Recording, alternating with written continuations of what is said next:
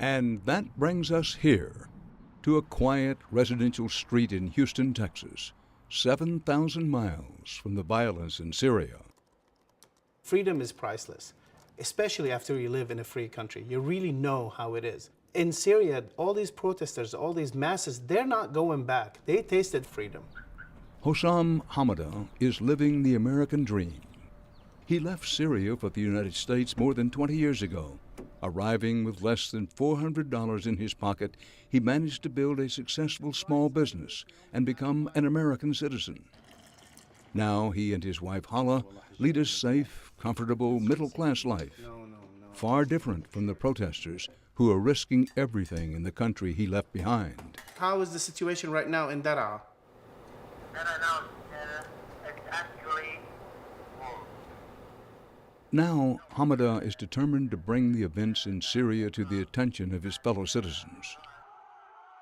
In early April, when protests began, he put his day job on hold and dedicated himself to spreading information about the uprising and the violent crackdown. Consumed my life is the term I would use. Typically at 6, 7 o'clock, I just go straight to my computer, coffee, cigarettes, and computer, and start getting information from Facebook, from friends, talking to friends. Just being online all the time, try to get as much as information and spreading that information.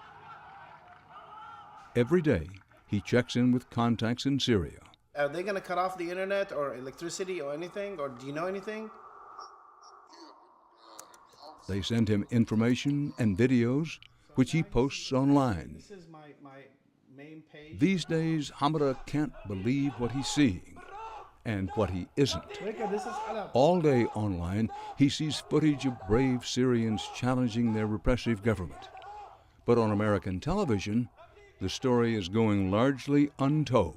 They showed a few images of protesters, which I appreciate any exposure. But the actual murder that is happening in Syria, the murder is committed by this regime, they're not really showing it. The people need to see this.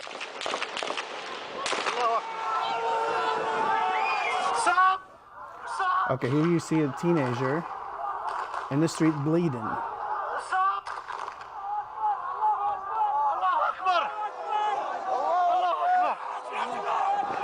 Look at that, an 11-year-old child. And that's his father carrying him. I'm showing you one of thousands of images. He told us he regularly forwards the videos he receives to news outlets, but few make it to broadcast. The lack of coverage is even more upsetting, given the risks people are taking to get this footage out. If they catch him with this footage in his cell phone, he's gone. He's dead. I mean, they don't arrest him, he's dead. You gotta see this. ليش خايفين? Look at this. This past Friday, Hamada and his wife were awake even earlier than usual. Look at that. In Syria, protesters were again taking to the streets, and many feared an especially violent day. It was late afternoon in Syria when he was able to reach a friend hiding at home. فيك تحكيها بالإنجليزي؟ I see my eyes. The people just came and they are fully armed in front of my house. Between us, only 10 meters. The man, who asked that we conceal his identity, was afraid to go outside. Still, Hamada urged him to record what he was seeing. Get your camera, get quickly. Take a photo. We need a photo of we don't have a photo of these kind of forces. Please take a photo, just a photo.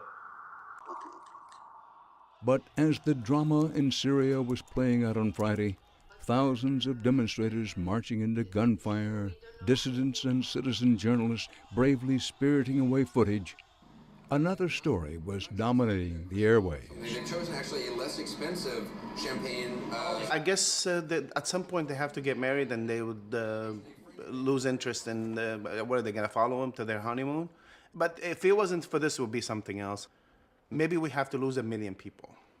I would say like, wow, 1 million people died? Okay, let's cover this.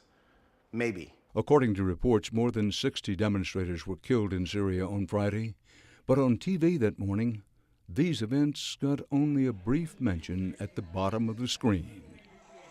Still, Hamada wasn't discouraged.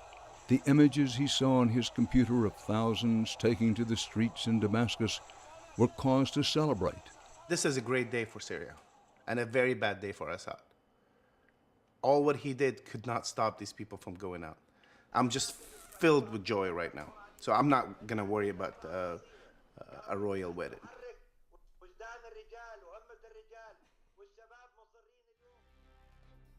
Now, when we return,